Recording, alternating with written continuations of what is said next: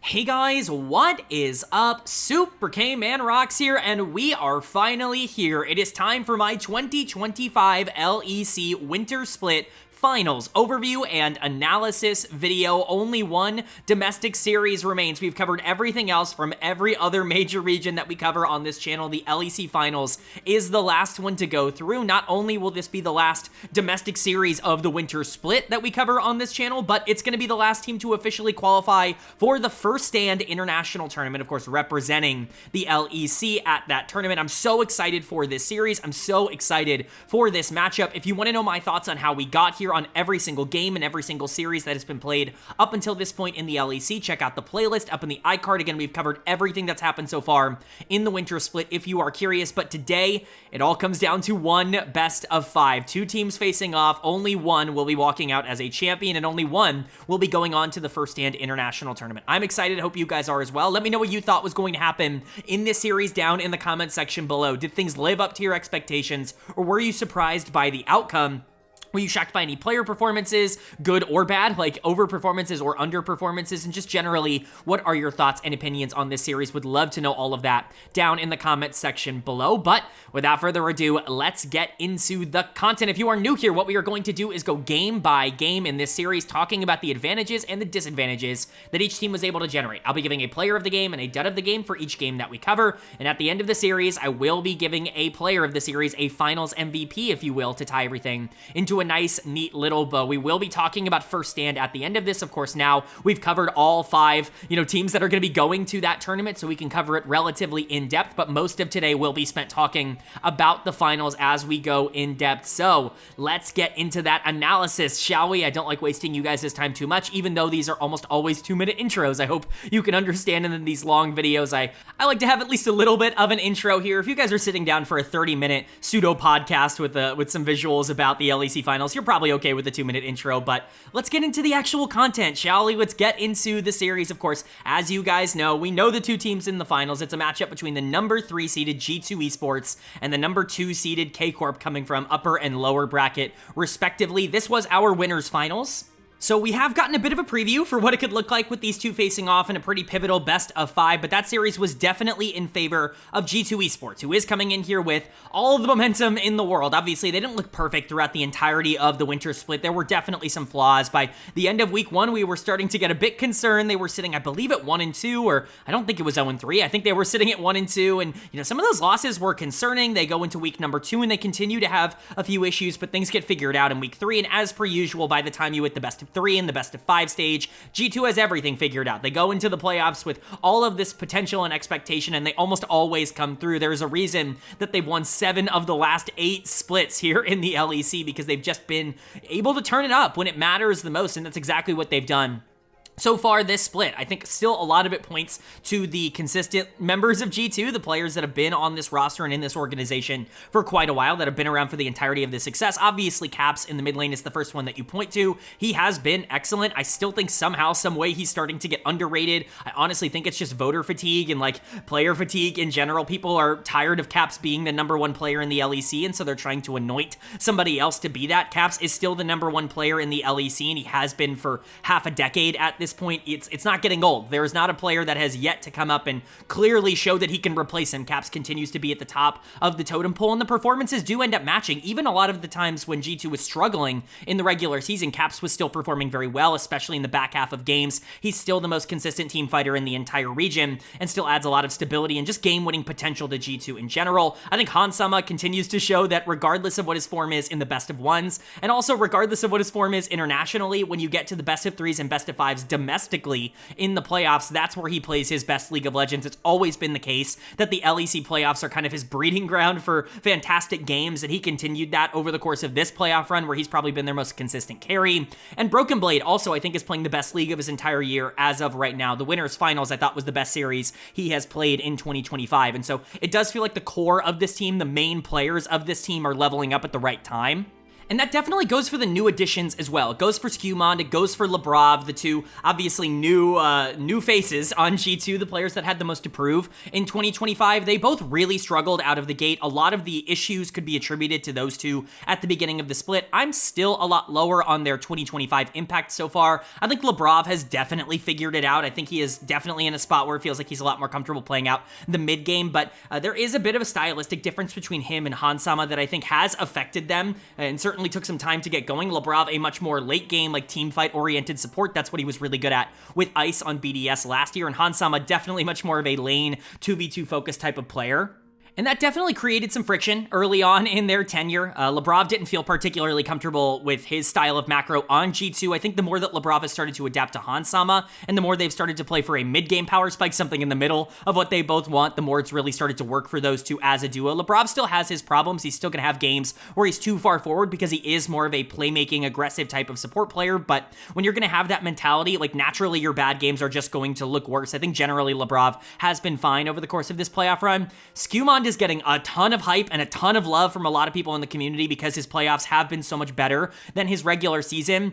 It is very much still a to be determined for me. I'm still much lower on Skewmond than like public sentiment seems to be at the current moment. I think he's been very good over the course of the playoff run. Do I feel like he's been the best jungler in the league? Definitely not. I don't even think he's been remotely in that conversation. Add on to the fact that really through the first 5 or 6 games of this split, which you have to remember is like 2/3 of the regular season, he was like a bottom 3 jungler in the LEC in terms of what he was doing in the early game. Caps and Broken Blade were both sacrificing everything in lane in order to help him out. And, you know, obviously the smites were a problem, but I'm not even really taking that all that much into account. His early games were genuinely just not very good on their own. Like, those are things that he still needs to be able to learn and grow from. He really hasn't been tested all that much in the playoffs so far. He's done a really good job at being able to play through the part of the game that he is actually good at, which is late game team fights, front to back. He's really, really good at being able to punish and frontline in a lot of those situations on things like Maokai and Vi and Sejuani, like the more standard jungle picks. That's what he does at a really high level. It's the reason he was so good on BDS Academy last year, but there are definitely still real issues with his pathing in the early game that I think if he were on a worse team, it would be significantly more exploitable. I really don't see any sort of major difference in terms of production from an individual perspective between Skewmond and 113 so far in 2025, and that's a very hot take. I know people are not going to agree with me on that, but I think if they swap teams, I think that their numbers would swap. Like, I think 113 and Skewmond are basically playing at the same level. Skewmond's just in a much better spot, so I need to see a lot from him in this finals. That being said, he still was really good in the winners finals, and generally speaking, he's going to have 3 winning lanes in most games because Broken Blade, Caps, and Hansama are all really excellent early on. So what do I know? I just think that there are some things about Skewmond that maybe aren't getting talked about enough, but G2 still has so many things going for them, and at the end of the day, they're G2. They're inevitable. If nothing else, it's been omnipresent for them to be at the top of the standings, and there's not really a ton of reason to believe it's going to go differently here because they've already beaten K-Corp, but K-Corp is clearly the second best team in the LEC. I don't even really think that's all that up for debate.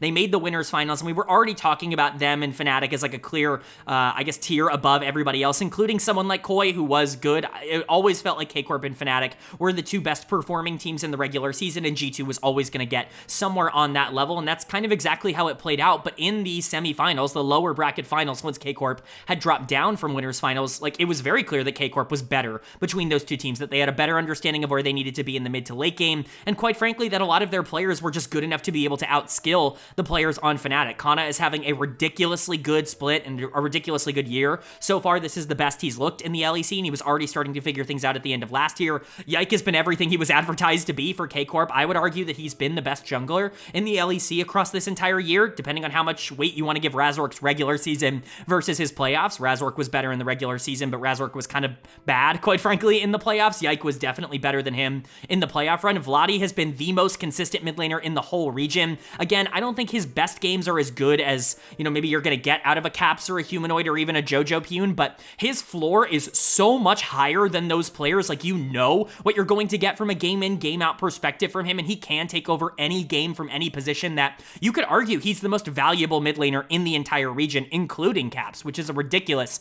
statement to end up making.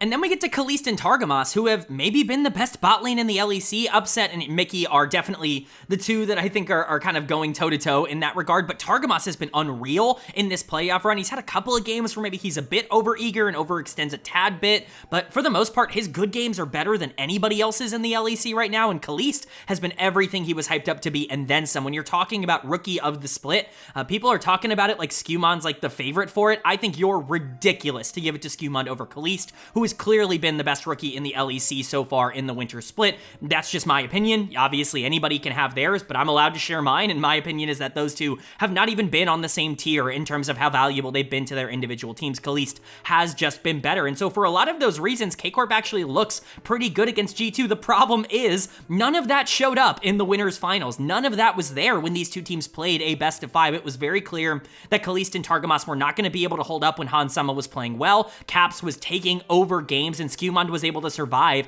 in the jungle. Like I said, Broken Blade played the best series of his entire year up until that point against K-Corp, and so if that happens again, if K-Corp is really good until they get to G2, then they're just going to be like every other second place team that has existed in the LEC over the past couple of years. A very talented team that shows so much promise, but G2 are the kings of Europe for a reason. The prediction here is G2 3-1. That was my anticipation. I think exactly in the semifinals video, what I said was I expect K-Corp to win game number 1 and to do it pretty decisively, and then G2 to wake up and win the rest of the series. That seems to be kind of the trend that happens in a lot of these finals with G2, is them dropping game number 1, and so that was my prediction just based off of memes alone. But really at the end of the day, it was a 3-1 G2 prediction, and that is what I am anticipating going into this series. We'll see if I'm correct, but the only way to know is of course to go game by game, and that means starting with game number 1. So let's get into it. The winner of game number 1 was K-Corp. They are going to take game number 1. They're going to go up 1-0 in this series, and they are going to strike first. We kind of predicted this again with G2 dropping game number 1, but this was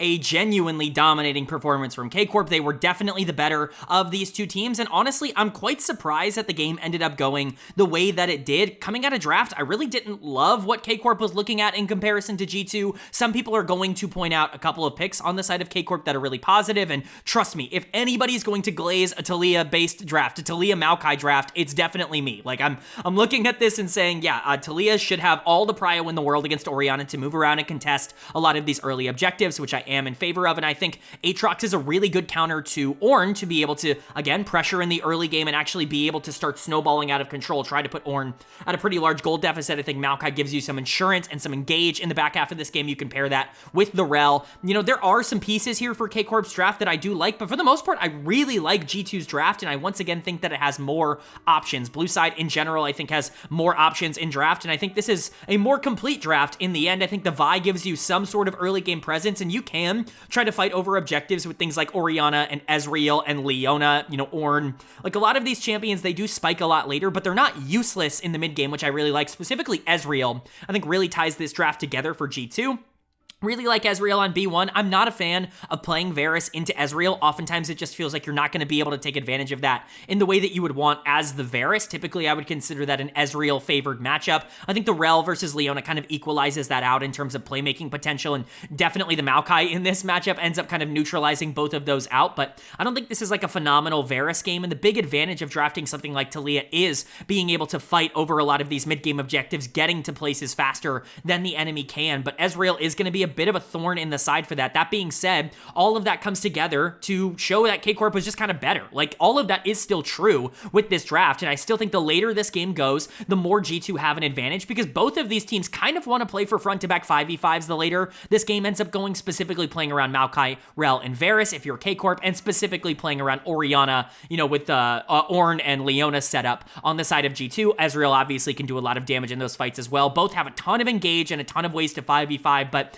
K-Corp just execute in the mid game better, and that's what gets them this giant gold lead that they never really look back from, and it all comes back to the middle of the map. Vladi's gonna get player of the game for me on the Taliyah. Didn't have to think about this at all. He was sensational in this game on a champion that I really have been going to bat for not even just this year. It feels like 2.5 years at this point on this channel that I have been pounding the table over and over again for Taliyah as an answer to a lot of these more passive mid lane matchups. Taliyah is almost always gonna have prio in the mid lane, basically regardless of who she's going into. to, and especially because we're seeing a lot of teams get super greedy with their mid lane picks and early pick things like Azir, or in this case, Caps picks Orianna early on in these fearless drafts. Like, Taliyah is perfect at being able to punish a lot of those champions. Corki kind of falls into that vein as well. These champions that can't really roam or fight a lot in the early game and in the mid game around Void Grubs, around Dragon, around a lot of these neutral objectives that are gaining popularity and priority on the new map.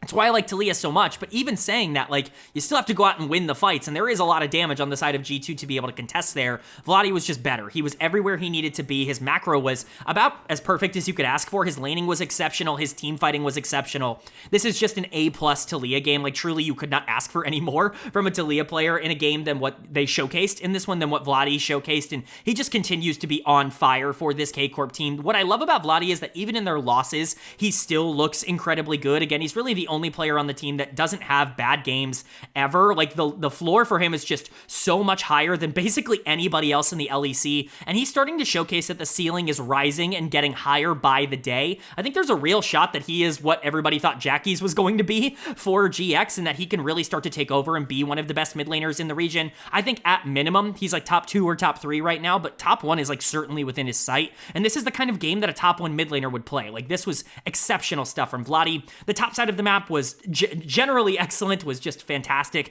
throughout this entire game. Kana was excellent on the Aatrox. This is how you punish a passive matchup like Ornn regularly. We don't often see Aatrox be super aggro in the early game, but he should be. This is ostensibly an early game champion in terms of the damage he's able to output, and we don't often see him be portrayed as a bit of a lane bully just because he can take over kind of that middle section of a lot of these team fights. But Kana played him like a lane bully and definitely got super ahead on the R5 in this matchup. Yike was really good on the Maokai. Like, this was a perfect Maokai game. Everything you need to do. He was exactly in every place he needed to be. Again, the macro sense of K-Corp in general throughout this entire game was really solid, but Yike and Vladi just being everywhere, it's so difficult to deal with if you're G2 because you don't really have a way to break through the Maokai, and again, Yike punished really well. Kaliste and Targamas were good as well, but the top side of the map was definitely the star here. Vladi, player of the game, and Kana and Yike deserving a lot of shoutouts. They have been stars for K-Corp over the beginning of this year, and they win their first ever finals game as an organization, which is obviously super cool. But for G2 on the other side, you kind of just played bad. Like, there really isn't a lot to talk about here. 2 players in particular just looking really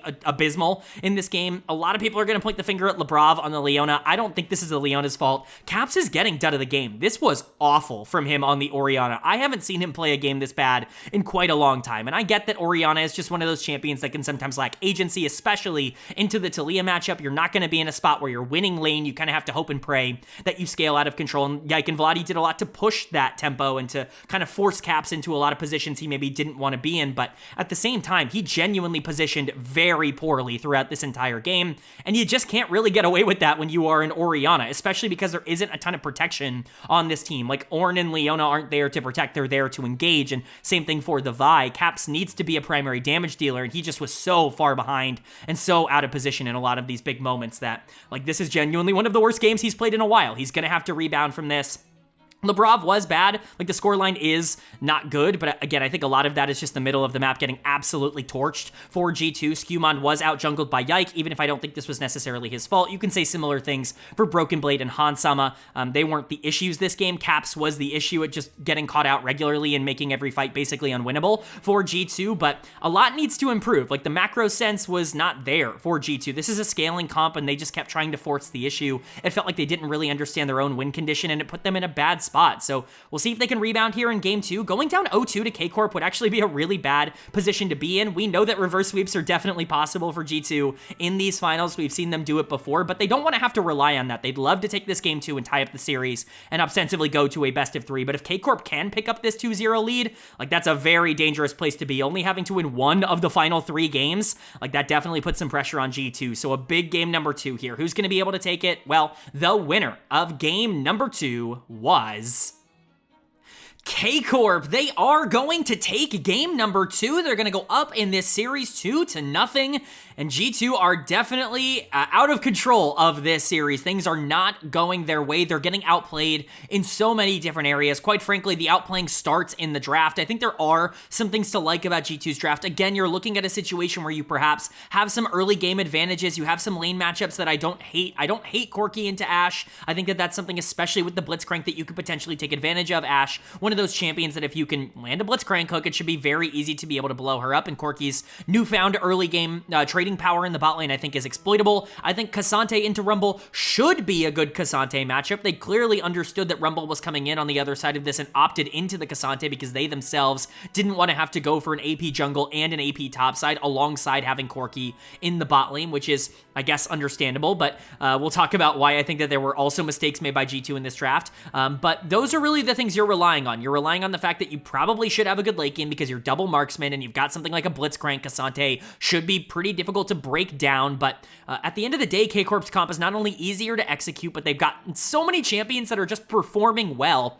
in the meta right now that just have good win rates, and it makes it a really difficult game for Caps to be able to play in particular, and when you take Caps out of the equation, all of a sudden, the rest of G2 looks a lot more mortal, so we'll look at K-Corp's draft. First of all, Skarner on red side is just absurd. Like, the fact that this was even allowed to happen, the fact that Skewmon said, I'd rather have Zyra than Skarner, I'd rather play the Zyra side of that matchup. If we are going to play into it, it's okay. We can give over Skarner. Ridiculous. Skarner is just in a completely unbalanced state right now, in my opinion. I do not think you can allow any team to pick Skarner. Like, I really just don't think that that is something that you can do. The champ does everything you could possibly want in the game right now. His damage is even a little bit too high, but his CC ability, his tankiness, his ability to play early, his ability to be good in team fights. Like, it's just everything that Skarner's really good at. And of course, Yike did a really good job of just being able to gap Skewmon in this game, who is not nearly as useful as he should have been. But a lot of that is Skarner, again. And I know people are talking about Rumble as if he's this unbelievable champion. He's certainly performing like it right now. I still think the K'Sante matchup is favorable for K'Sante, but it's just not really turned out like that in terms of actual pro play. Kana ended up being really strong this game. Most specifically, what I'm concerned about is Caps on the Tristana. I really don't think you have a way to get Trist in a good spot here. I don't think Trist is in a good place to be able to win lane against the Yone. I don't think you're going to be able to punish that because Yone plus Skarner and especially plus Alistar and Rumble are just going to be able to move anywhere that you want in the early game. Again, that's kind of what you want to see out of a team comp like this. And more specifically, like, Alistar is a complete shutdown to the Tristana. It's really difficult to take over the game as Tristana with an Alistar in the game. And Targamas, I think, played really well here with the R5 Alistar. So just makes it very difficult for that double marksman comp to work, and especially if you go behind early, there's really no way to recover, and that's exactly what happened for G2 here. Player of the game is going to go to Khalees in the bot lane. Not only did he do the most damage, not only was he 6-1-7, but the guy was so aggro, so aggressive in this game. Ashe is a really funny champion because oftentimes she's doing a lot more damage than you think that she's doing in game because it's really death by 1,000 cuts in terms of the way that new Ashe ends up working, but she is so useful and so valuable in the right circumstances. I wouldn't imagine that this is the best game in the world for Ashe, mostly because I think laning phase, again, should be relatively difficult for her to be able to get through against the Blitzcrank, but it didn't really matter. Khalees got super far ahead, was super accelerated in terms of CS and gold, and ended up really making G2 pay for it. By far the most damage in the entire game. Honestly, just a really good game from the rookie AD carry in his first ever finals, in his first ever split. He's rookie of the split. It's not particularly close. I do want to give a big shout out to the solo laners, though, because they just completely gapped their opposition. Vladi has been so much better than Caps through the first two games. It's actually been absurd. Like, he is just ascending to a different level. This Yone game was fantastic, and Caps was not useful at all for G2, which again we will get into. And Kana continues to just be better than Broken Blade. We had already been talking as if he was better than Broken Blade because he kind of has been on tape over the course of 2025. I think it's been clear to me that Kana's been the best top laner in the LEC, but he is really proving it here in the finals by just winning a lot of these matchups. I think Yike was better than Skewmon, and again, we already talked about it. Kalista and Targamas were unbelievably good in this game. Kalista being able to follow up on a lot of the engage that K-Corp has because their engage is ridiculous with Skarner, Yone, and Alistar, and then Targamas just being able to completely shut down half of the way that G2 can win this game through their marksmen. So great stuff from K-Corp, about as perfectly executed of a game 2 as you could ask for, and going up 2-0 in this series is ginormous for them. And for G2 on the other side, like, it is DEFCON 1, like, disaster mode. This is the worst case scenario. Obviously, you can reverse sweep. You can come back from a series like this. We've seen G2 do it in the finals before, but something feels off about this team today where it just doesn't feel like they are in a lot of these games. Caps is once again going to get dud of the game. Like, I get that the scoreline looks okay, maybe even a bit better than some of his contemporaries, temporaries because he ended up getting, 3 kills, 4 assists, but like he was useless in this game on the Tristana. Not only did he get outplayed in a laning phase that I think is kind of neutral for him against the Yone, like as much as we talk about the Yone having prio and being able to move over the map a bit easier, like it shouldn't be free for the Tristana to give that over, and yet Caps continues to get outplayed in the 1v1, and then he was not useful in teamfights because once again, the Alistar just makes it very difficult for the Trist to feel aggressive at any point to be able to jump in. Caps is getting outplayed, and he's been the worst player on his team in the finals, and that's just a really, really bad thing to say. This might be the worst finals performance that Caps has ever undergone, like domestically. It's really not been good. Labrov is also really underperforming. Picking a playmaking champ like Blitzcrank and then just getting absolutely destroyed in the early game is a disaster. You cannot get away with that. Broken Blade is getting outplayed on the top side. Skewmond is getting out jungled. Hansama's like KDA looks fine, but it's not like he's doing anything on the Corki. Not that I'm blaming him. It's not his fault that his team is losing. In the right circumstance, I think he would be fine in these games, but everything is falling apart around him for G2, and things are just not going as expected for this team. Their back is up against the wall. They have to win this game number 3 in order to not get swept in the finals. Winning this series is expected for G2. If they can't even walk out of here with a game win, that's disastrous, I think, for their reputation. But K-Corp is looking absolutely phenomenal, the best that they have looked all year, in my opinion, so far. Their macro and their mechanics are both really here to show up in the finals, and they're one game away from winning the LEC in year 2 as an organization at a top division after going 10th twice last year. This is a massive game number 3 for K-Corp. Are they going to be able to close it out in a clean sweep, or is G2 going to be able to stay alive for one more game? Well, the winner of game number 3 was K-Corp. They are going to take game number 3. They are going to take this series in a clean 3-0 sweep. And congratulations to them, because your 2025 LEC Winter Split champions are K-Corp. Somehow, someway, they walk into this series as pretty major underdogs, having just lost to G2, and they walk out as champions, not dropping a single game, completely gapping G2 across all 3 of these performances, and earning their spot at the First Stand International Tournament. Obviously, this is pretty ginormous for the LEC for a lot of different reasons. Having K-Corp be on top is just generally very good for the league with how passionate and loud and just great their fan base can be at its absolute best, and, having them beat G2, having G2 falter at least a little bit, a team that has really struggled to find any sort of competition domestically, and I think that kind of has held them back from reaching international success. To have that team really struggle and, quite frankly, kind of get demolished in the finals here, that's ginormous. They really needed that, and specifically, like, Caps got obliterated in this series. He was the worst player on the Rift, and it was not even remotely close, and I think that that's something that, G2 is going to really need to look at moving forward. I know Caps can grow and evolve from this. I'm not completely changing my mind on Caps, but this series was awful from him, and I think, he needed to play a lot better, and the rest of this team also needed to play a lot better. You can look at a couple of players in particular that just were not good enough here today, but K-Corp was good enough. This is the best series they've ever played. Like, this is truly the best series I've seen most of these players ever put out there. Targamas maybe had a couple of more flashy ones going throughout the playoffs, but this is the best series that Vladi has ever had. I think this might be the best series that Kana has ever had. Kalist was amazing in this series. Yike was incredibly good, just completely gapped Skewmond, his replacement on the other side of this. This was a dream matchup for K-Corp, and everything went their way. But before we start to get into all of the big picture stuff, let's go ahead and talk about game number 3 and how we ended up getting here. The drafts are very straightforward. In fact, some of the more straightforward drafts we've gotten the entirety of the series up until this point.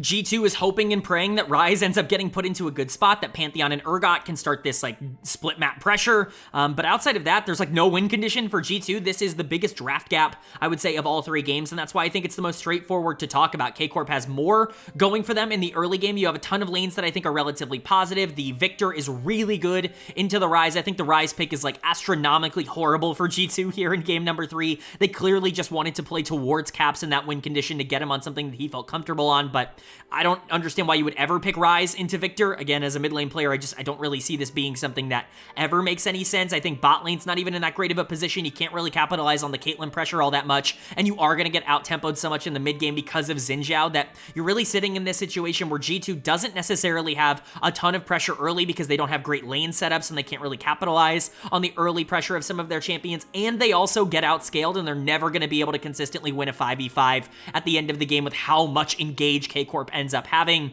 You need to get your split mappers, your solo laners strong in this one, your split pushers if you really want to like go that route. And I just don't think that was ever going to happen for G2. Both of them are in matchups that aren't necessarily snowbally in that same kind of way. And so I just think you were putting yourself in a really bad position. This is easily the worst draft of the series for G2, and K-Corp definitely took advantage of that. We're going to talk about quite a few players in this breakdown, but player of the game for me in Game 3 is going to go to Kana on the Gnar. This was a Gnar's wet dream in terms of the game that ends up happening, like the engages that he was able to make, that brilliant ultimate at the end of the game. Like, this is literally everything you could ever dream up. I heard the collective groans of every Gnar player in the entire universe when he hit that Gnar ultimate in the back half, because it's like, I'll never do something like that. Like, that's just, it's the dream setup for this champion, and obviously Kana has been unreal throughout the entirety of this split. I have said it once, I've said it 1,000 times, Kana has been the best top laner in the LEC in 2025 so far. It seems like he has gotten comfortable playing this style. This is not the Kana that we got for all of last year. There were definitely moments and flashes, but he was also not as prolific in lane 1v1 as maybe you would have expected him to be coming over. That definitely flipped so far in 2025. Not only is he still making gigantic impacts in team fights, where he's always been one of the best players in the world in that role, but he is definitely starting to express his mechanical dominance in some of the 1v1s and really putting his team in a great spot on the top side. And then player of the series, I mean, come on, I didn't have to think about this even a little bit. Vladi is your player of the series. Vladi is your finals MVP. It's not even close. He mega gapped Caps in this series. It actually was ridiculous how much better he was than Caps on the other side of this matchup. Obviously, I've already talked about it. This is a good matchup for Victor. This is not something that Rise really has a lot of agency to be able to deal with 1v1, especially once you introduce a Xin Zhao to the equation. It's very difficult to ever pressure out the Victor in lane, and Victor is going to scale in these team fights better than someone like Rise will, and so there's not really ever a part of the game where Rise ends up having any sort of priority between these two, and that was expressed by Vladi. But even outside of that, it was just very clear which of these two was the better mid laner on the day. And Vladi, came into this series like, I feel pretty good about him being the number 2 mid laner in the LEC. He just made a real strong case that I'm not number 2. I'm top 2 and I ain't number 2. It's actually ridiculous how well he played. He was the easiest choice in the world for finals MVP. He was definitely the best player on the Rift here today, and he's had an unreal start to 2025. If he can keep this up, again, he's going to start being considered amongst the best players, not only in the LEC, but like in the West in general. An A+ caliber guy if he plays like this. Yike was really good, and I'm sure this series was so cathartic for him just in general to be able to get one over on the team that replaced him in the offseason. They chose not to bring back Yike because they wanted to get Skewmond, and Yike just goes to K-Corp and wins a title in the face of G2. Yike, I believe, is undefeated in LEC finals. I believe this is 8-0 now for him. The only split that he didn't win, he lost before the finals, and that was spring of 2023. I think everything outside of that has been won by Yike. It's actually ridiculous, the resume that he has started to put together individually on his own, and if K-Corp keeps winning, then things are gonna get even more interesting for Yike. But, even if he wasn't the focal point in this series, I can't imagine how cathartic this is, how good it must feel to just completely gap your replacement on the other side of this. And we'll get to Skewmond. Again, I think he's part of the reason why G2 ended up losing this. Not the reason, but part of the reason why this team is weaker. Kalist was incredible throughout this series. Again, super aggro, super consistent at being able to step up and take advantage when situations are positive for him. Targamas goes deathless on a playmaking Rakan in this series. The difference between 2023 and 2024 Targamas and 2025 Targamas is like, it's unreal. It's actually unrecognizable. Obviously, this is much more similar to the Targamas we saw on G2 so many years ago, but even then, this is probably the best that he has ever played in the history of his career, and it's a great time for him to really step up. Him and Kalist just have unbelievable chemistry as a duo, and clearly, it was the right decision to keep them together, to keep Targamas on the team, despite what a lot of analysts, me included, were saying about him in the offseason. So, just ridiculous stuff by K-Corp. Vladi was unreal. Kana was unreal. Everybody on this team, quite frankly, was unreal, and they were, without a doubt, better than G2 in this series, and it wasn't particularly close. And then for G2 on the other side, it's just a disaster. This is the worst finals you've ever had domestically, maybe at least in a while. I know there's the funny meme that's going around where Caps is now, every finals that Caps has lost, both domestic and international, has been 0-3. He has never won a game in a finals that he has lost if they've they've ever given him one, he's taken the whole series, and that continues here. He ends up losing this finals once again, 0-3, but quite frankly, he was awful. He's dud of the game once again for game 3. That's 3 straight duds of the game for Caps. He was just outplayed. Vladi was not only better, everybody on K-Corp was better. Everybody on G2 was better. He was so far and away the worst player on the Rift today that it's almost concerning, right? Like, we've never seen Caps get gapped like this. I'm so curious to see what the response and the outcome of this is going to be. If Caps comes out and has an absolutely mega dominant spring, I'm not going to really be all that surprised. I could see this being gigantic motivation for him to keep moving forward, but this could also be a sign that, like, G2 has been complacent for a lot longer than maybe we thought. Like, the level of the LEC we have talked about on this channel has been a lot lower than people are giving it credit for. Generally speaking, in terms of results and in terms of my perceived talent level, it's been the 4th best region in the world, behind the LCS and the LTA the past couple of years, behind North America, because I just don't think anyone outside of G2 has been particularly good. And that could have really stunted the growth, or the continued growth, of a lot of these players that had been at the top for a while, Caps included. We'll have to see how that ends up happening now that the league itself is so much deeper and so much better, that there are teams like K-Corp and Fnatic and even Koi to an extent that can compete and at least contest with G2, but it's all really going to be about how Caps ends up responding to this. That really creates a lot of intrigue. I think Labrav was awful today. Targamas was just better. Again, Labrav is not clicked with this G2 team. Him and Hansama do not have chemistry as a duo. Labrav much more passive, Hansama much more aggressive as a player, and it's just not creating a situation where things are working out the way that they want. Skewmond looks like a massive downgrade to Yike. Like, there's genuinely just no way to say that. Skewmond is not as good as Yike on the other side of this matchup. It was very clear watching these games, but he hasn't been as good as Yike throughout this entire split. I get that I'm much lower on Skewmond, but at some point, I hope everybody can wake up and say, like, best case scenario, this guy's probably top 4 or top 5 in the role year 1. Like, I just don't see a top 2 or a top 3 jungler in there right now. And Broken Blade also has not really been that guy outside of that winners finals series. Even in this one, he was okay. He wasn't the biggest problem, but Kana was so much better than him on the other side of this, including in lane, like isolated in these matchups. It's not just him having more impact because his team is doing better. This was just a bad series where G2 got outplayed across the board. Hansama had his worst game of the series here in game number 3. Like, they didn't stand a chance. They were not even on the same level as K-Corp in this series, and unfortunately that means that they have to bow out for the first time in quite a while. K-Corp lifting the trophy, stealing it away from G2, something that has not happened in, forever. Since 2023 spring, it's genuinely been almost 2 years since G2 has lost a split domestically, but it's finally time for a new king to rise, and hopefully for K-Corp's sake, this is something that isn't a one-off, and we're looking at the potential coming out party, we'll just say, of one of the most interesting teams in LEC history. All right, but that is going to do it for my 2025 LEC Winter Split Finals Overview and Analysis video. Congratulations once again to K-Corp for lifting the trophy, their first and hopefully not last in the LEC. I'm very happy and very excited for these players. Kana coming over from the LCK, taking a little bit of time to get used to it, but really starting to dominate. Yike proving that he is way more than just the system that G2 created, that he himself was a big reason why that system was so successful in the first place. Vladi breaking out as one of the best players in the entire region. Kalist showing that all of the hype that he received as a rookie, all of this like unrealistic and unreasonable hype that he was receiving was actually realistic and actually reasonable the entire time. We talked about, G2 offering this gigantic trade package that included Mickey X and Yike and Hansama just to get Kalist on the roster. Turns out K-Corp were right to not take that as they win the winter split here. And then, of course, Targamas. What a turnaround and revenge story for Targamas, going genuinely from undesirable to undeniable. Shout out. It's just unreal. Like, everything that's happened here for K-Corp is genuinely unreal. And I'm excited to see their growth. But what we're going to see is them get real tested, because their next major challenge is going to be the First Stand International Tournament. We now know all 5 teams that are going to be representing from the LTA. It's, of course, Team Liquid from the LEC. It's K-Corp from the LCK. It's Hanwha Life Esports from the LPL. It's Top Esports. And from APAC, it's the CTBC Flying Oysters.